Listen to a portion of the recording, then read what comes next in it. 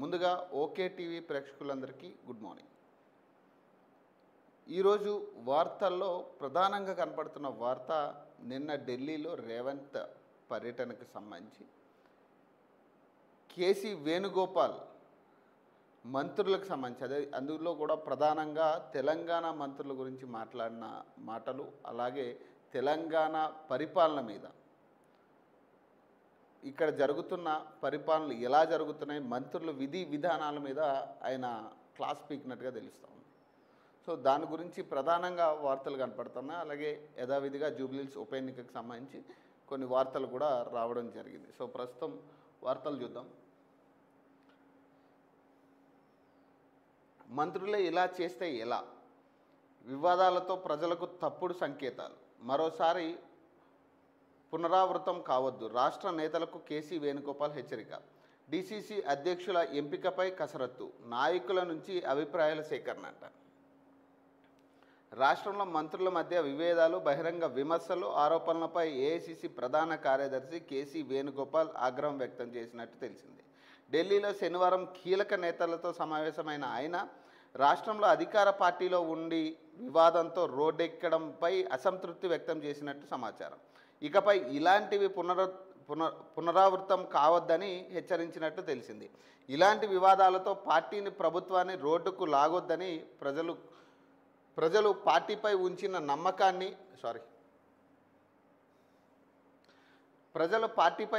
నమ్మకాన్ని వమ్ము కాకుండా చూడాలని ఆదేశించినట్టు టాక్. ఇటీవల మంత్రులు కొండా సురేఖ, పొన్నం ప్రభాకర్, అడ్లూరి లక్ష్మణ్ తాజాగా జూపల్లి వివాదాలను, ఆయన వద్ద ఉన్న నివేదికలను ప్రస్తావించినట్లు సమాచారం. డీసీసీల ఎంపికపై, రాష్ట్రంలో డీసీసీ అధ్యక్షుల నియామకంపై ఢిల్లీలో ఏఐసీసీ ప్రధాన కార్యదర్శి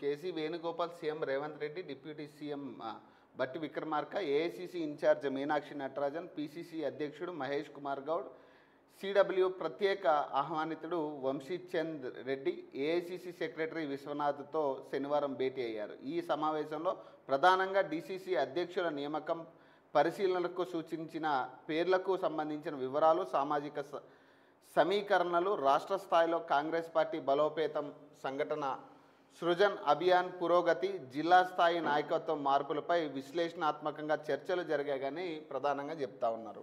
సో కేసీ వేణుగోపాల్ మొన్న ఏదైతే మీనాక్షి నటరాజన్కి సంబంధించి, సో అందరూ కూడా దాదాపు మల్లికార్జున్ ఖర్గే వీళ్ళందరూ కూడా తెలంగాణ మంత్రిత్వం గురించి, అలాగే ఇక్కడ జరుగుతున్న పరిపాలన గురించి అసహనంగా ఉన్నారనేది క్లియర్గా అర్థమవుతా ఉంది. నిన్న మళ్ళీ కేసీ వేణుగోపాల్ స్టేట్మెంట్ తర్వాత మరి ఎందుకు ఇంత అసహనం ఎందుకు వస్తూ ఉంది? ఢిల్లీ స్థాయి నాయకుల దగ్గర కూడా తెలంగాణ ఎందుకు చులకనవుతూ ఉంది అంటే, ఇక్కడ మంత్రులు చేస్తున్న పనులు కేవలం ఇది బహిరంగంగా ప్రజల్లోకి వచ్చిన మాట్లాడుతున్న విషయాల మీదే కాకపోవచ్చు, ఇంటర్నల్గా జరుగుతున్న విషయాల మీద కూడా వాళ్ళు రియాక్ట్ అయినట్టుగా అనుకోవచ్చు. ఎందుకంటే ప్రజలకు కొంతవరకే తెలుసు. ఇప్పుడు బయట మాట్లాడుతున్న మంత్రులు ఏంటంటే ఏదో నోరు జారి మాట్లాడటమా, లేకపోతే వాళ్ళ విభేదాలకి హఠాత్తుగా బయటికి రావడమా, ఇందులో నిజాలు ఎంత అనేది మంత్రులు ఏం చెప్తారంటే ఇందులో నిజాలు లేవు, ఏదో ఆవేశంలో మాట్లాడిందని కొండా సురేఖ వాళ్ళ కూతురుని వెనకేసుకొచ్చే పరిస్థితి. మరి ఇలాంటి పరిణామాల్లో ప్రజలు కొంత కన్ఫ్యూజన్లో ఉంటారు. మళ్ళీ ఇదేంది, ఈమె వచ్చి మళ్ళీ తప్పయిందని సారీ చెప్తా ఉందంటే అక్కడ ఏం జరగలేదా అనే అపోహలు క్రియేట్ అవ్వడానికి ఈ మంత్రులు ఆడే ఒక డ్రామా అనుకోవచ్చు. ప్రజల్ని డైవర్ట్ చేయడానికి చేస్తారు. ఇక్కడ క్లారిటీ ఏంటంటే, మొన్న మల్లికార్జున్ ఖర్గే గారు కూడా ఇదే పరిస్థితి, రేవంత్ని అనవసరంగా ముఖ్యమంత్రిని చేశామని ఆయన కూడా ఒక స్టేట్మెంట్ ఇవ్వడం జరిగింది. ఒక ప్రముఖ మీడియా పత్రికలు ఈ కథనం రావడం జరిగింది. అంటే ఎందుకు ప్రధాన కార్యదర్శులు అందరూ కూడా తెలంగాణని ఎందుకు హక్కును చేర్చుకునే పరిస్థితి లేదంటే ఇది పరిస్థితి. మరి 54 సార్లు 55 సార్లు ఢిల్లీ పోయి రేవంత్ రెడ్డి ఎందుకు వస్తున్నట్టు? రేవంత్ రెడ్డి ఎందుకు ఢిల్లీ పోయి వస్తున్నట్టు? ఎవరిని కలుస్తున్నట్టు? ఆ మధ్యకాలంలో కొంత చర్చ జరిగింది. రాహుల్ గాంధీ రేవంత్ రెడ్డిని కలవడానికి ఇష్టపూర్వకంగా లేడు అని చెప్పి, తర్వాత ఏదో ఒక మీటింగ్కి సంబంధించి ఏదో కొన్ని ఫోటోలు రిలీజ్ చేసి ఇదిగో ఎందుకు కలవట్లేదు, ఫోటోలు దిగినవన్నీ పబ్లిక్ డొమైన్లో పెడతామంటే, ఎవరిని కలిసినా కూడా రియల్ ఎస్టేట్ వాళ్ళని, ప్రైవేట్ రియల్ ఎస్టేట్ వాళ్ళని కలిసినా కూడా రేవంత్ రెడ్డి సోషల్ మీడియాలో ప్రమోట్ చేసుకుంటారు కదా మీరు. అలాంటిది మీ పార్టీ కీలక కార్యదర్శులు, అందులో ఢిల్లీ స్థాయి నాయకులు, మరి వాళ్ళని కలిసినప్పుడు ఎందుకు పెట్టట్లేదంటే ఏదో 4 ఫోటోలు పెట్టారు, అయిపోయింది అక్కడ. ఇప్పుడు ఓపెన్ అవుతుంది ఏంటంటే అసలు కనీసం ఢిల్లీ స్థాయిలో తెలంగాణ మీద అసలు చిన్న చూపు ఉందన్నది క్లియర్గా అర్థమవుతూ ఉంది. అసలు ముఖ్యమంత్రి ఢిల్లీ వెళ్తుండంటే ఏదో కొన్ని నిధులు రావాలి తెలంగాణకి, లేదా ఏదైనా కొత్త వెంచర్ ఏమైనా ఇక్కడికి రావాల్సి ఉండే, ఉద్యోగాలు వస్తున్నాయా, లేకపోతే రకరకాల ఆశలు ఉంటాయి. ముఖ్యమంత్రి పర్యటన అనేది చాలా ఇంపార్టెంట్. అది రాష్ట్రానికి ఒక ముఖ్యమంత్రి ఏదైనా పక్క రాష్ట్రానికి వెళ్ళినా, ఏదైనా పక్క దేశానికి వెళ్ళినా మాకు ఏదో మేలు జరగబోతుంది అనేది ప్రజల అభిప్రాయం ఉంటుంది.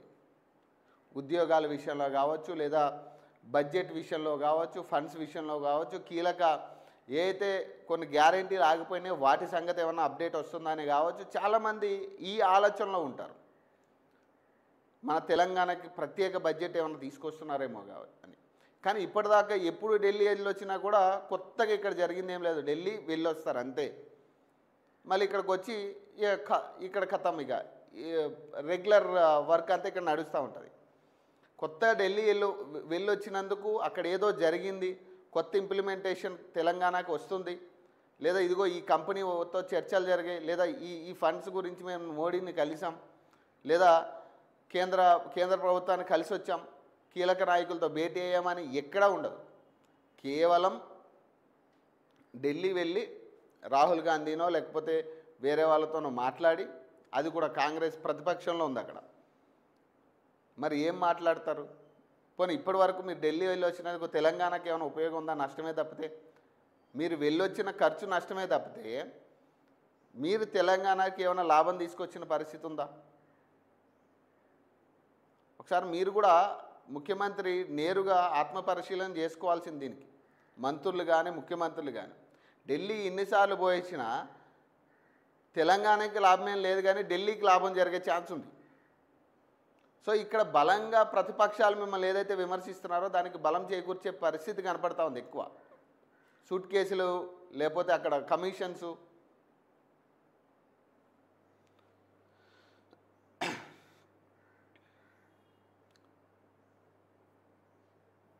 ఇప్పుడు రేవంత్ రెడ్డి సీటుకు కూడా గండం ఉండే పరిస్థితి. ఈ ఉప ఎన్నికల తర్వాత అసలు ఎటువంటి పరిస్థితుల్లో రేవంత్ రెడ్డిని ఉంచుతారనేది కూడా ఒక క్లారిటీ లేదు ఆయనకి.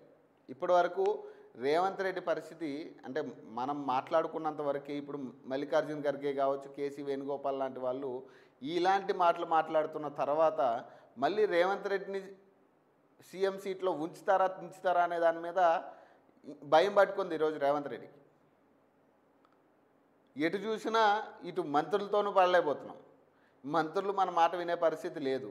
పోనీ ముఖ్య నేతలు ఎవరైనా, సీనియర్లు ఎవరైనా, కాంగ్రెస్ పార్టీలకు సంబంధించి ఎవరైనా మన మాట వింటారంటే ఎవరు వినే పరిస్థితి లేదు.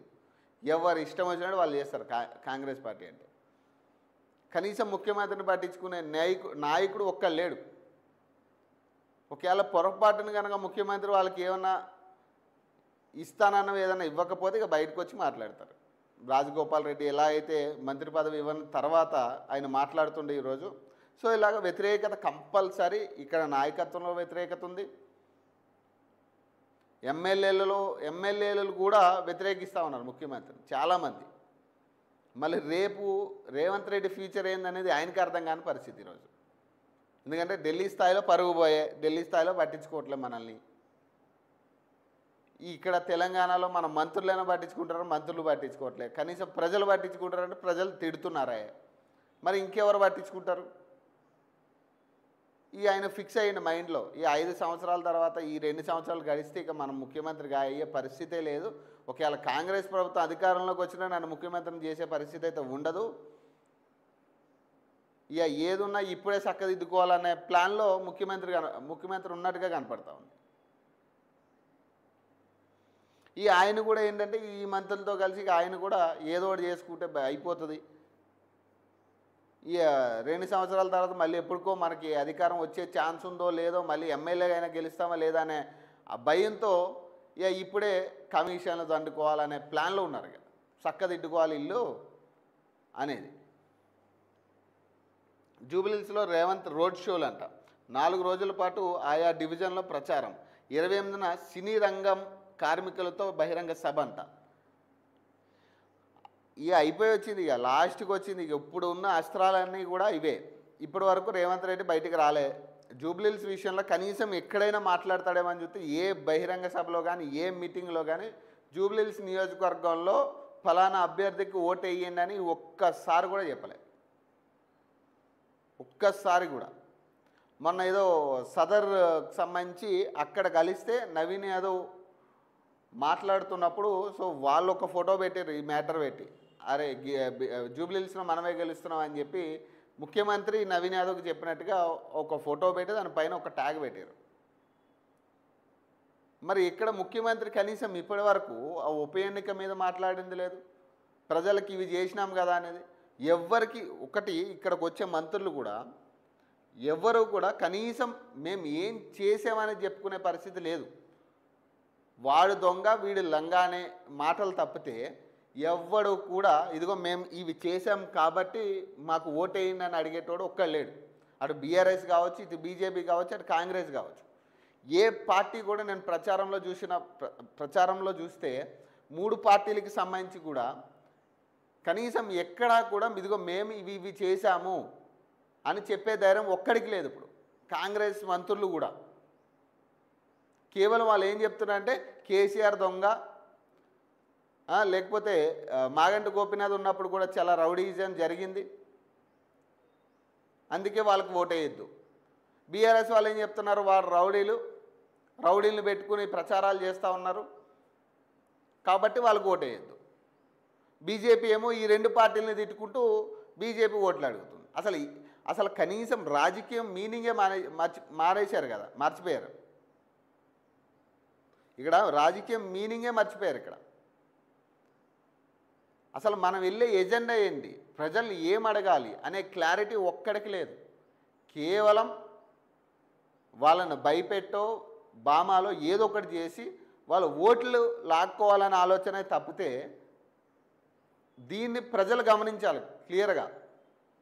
వాళ్ళు మన దగ్గరకు వచ్చి మేము ఇవి చేసాం అవి చేసామని ఏం చెప్పట్లే. ఇగో మేము వస్తే ఇవి చేస్తాం, లేదా ఈ సమస్య మీద మేము పోరాడతాం, లేదా ఈ సమస్య ఇప్పటితో మీకు ఉండదు అని హామీ ఎవరు ఇవ్వట్లే. కేవలం వాళ్ళు చెప్పేది ఏంటంటే కేసీఆర్ ఏం చేసిండో మీ అందరికీ తెలుసు, ఇక్కడ గెలిచిన ఎమ్మెల్యే 3 సార్లు గెలిచిన తర్వాత మీకు ఏం చేసిండో మీకు తెలుసు, కాంగ్రెస్ పార్టీ వస్తే మేము అవన్నీ నెరవేరుస్తాం, మీ సమస్యలను నెరవేరుస్తాం అంతే. ఏ సమస్యలు ఉన్నాయో తెలీదు, మనం ఇవ్వాల్సిన హామీలు ఏంటో తెలీదు, మనం ఇచ్చిన హామీల పరిస్థితి ఎంతవరకు అమలైందో తెలీదు.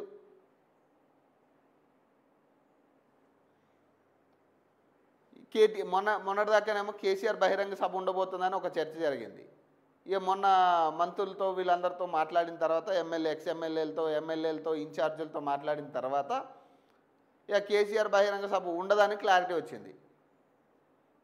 ఇక వాళ్ళు కూడా తూతూ మంత్రంగానే తీసుకున్నట్టుగా కనపడతా ఉంది. ఎన్నిక ఏ పార్టీ కూడా సీరియస్గా తీసుకున్నట్టు కనపడట్లే. ఈ ఉప ఎన్నిక కాంగ్రెస్ వాళ్ళేమో గెలుస్తామన్న నమ్మకంతో వాళ్ళు ఉన్నారు, బీఆర్ఎస్ వాళ్ళు ఏంటంటే ఇది గెలిచిన 2 సంవత్సరాలు ఎటుకుపోయేది లేదని వీళ్ళు ఉన్నారు.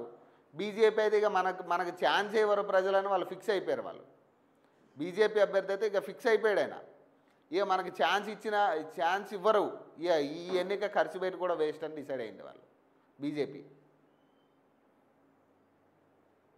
మరి రేవంత్ రెడ్డి బహిరంగ సభ పెట్టే అంత సీన్ ఉంటుందా జూబ్లీహిల్స్లో? ఒకవేళ నిజంగా పెడితే మరి ప్రజలు క్వశ్చన్ చేస్తారు కదా. మరి వాటికి కూడా సమాధానం చెప్తారా జూబ్లీహిల్స్ ప్రజలకి? మా హామీలు కొత్తగా ఏమన్నా ఇస్తారా?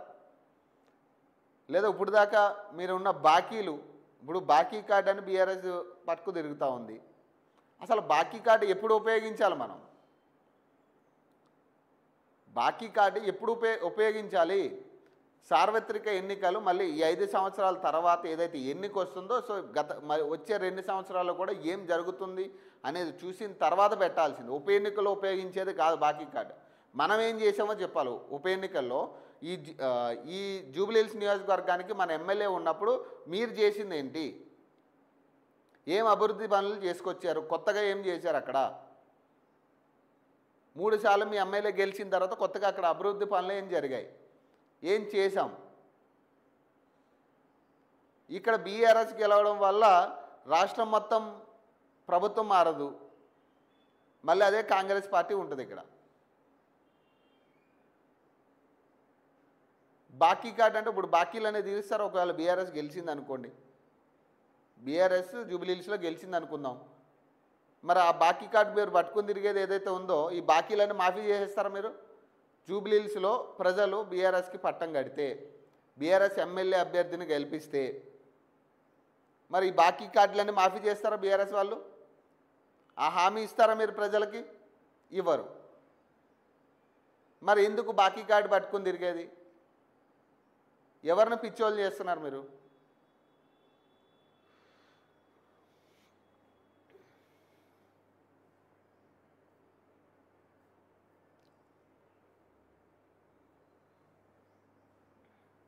కాబట్టి ప్రజలు ఆలోచించుకోవాలి ఫస్ట్.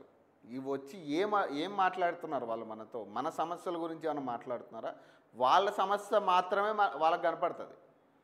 మాకు ఓట్లు వేయండి, ప్రతిపక్షం అది చేసింది, లేకపోతే ప్రతిపక్షం గతంలో అధికారంలో ఉన్నప్పుడు అది చేసింది, లేదా బీజేపీ వస్తే మీకు చేసేది ఏముండదు, ఇవి తప్పితే ప్రజలకు ఏం జరుగుతుందనే అంశం మీద ఒక్కడు అడగట్లే.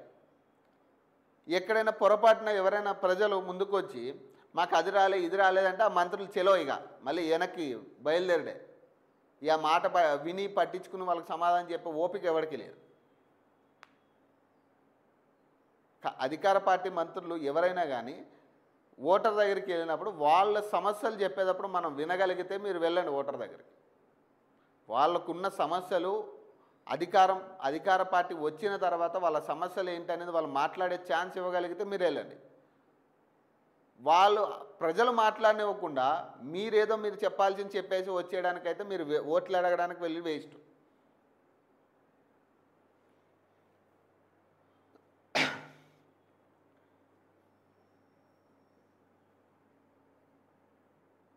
సో ఇక మంత్రులు అయితే ఇక వాళ్ళు చేసేది వాళ్ళు చేసి వాళ్ళు ఫిక్స్ అయ్యారు. ఇక ఈ 2 సంవత్సరాలు ఇక మనల్ని పట్టించుకునేది ఎవడో ఉండడు. ఇక నెక్స్ట్ తప్పితే ఈ 2 సంవత్సరాలు దాటితే మనల్ని పట్టించుకునేటోడు ఎవడో లేడు. కాబట్టి ఈ 2 సంవత్సరాలు మనం చేయాల్సింది మనం చేద్దాం. ఇక ముఖ్యమంత్రిని పట్టించుకుని ఇంకా ముఖ్యమంత్రి చెప్పింది వినాలంటే మన వల్ల కాదు. ఇది రేపు సంపాదన కూడా ఉండదు మనకి. ఇక వచ్చింది ఏదో దోచుకుందాం అన్న ఆలోచనలోనే మంత్రులు ఉన్నారు. ఏదైనా కానీ అది కేసీ వేణుగోపాల్ చెప్పినా లేకపోతే మల్లికార్జున ఖర్గే చెప్పినా ఇంకెవరిని లెక్క చేసే పరిస్థితిలో మంత్రులు లేరు. అదే ముఖ్యమంత్రినే లెక్క చేయట్లేడా రాష్ట్రంలో?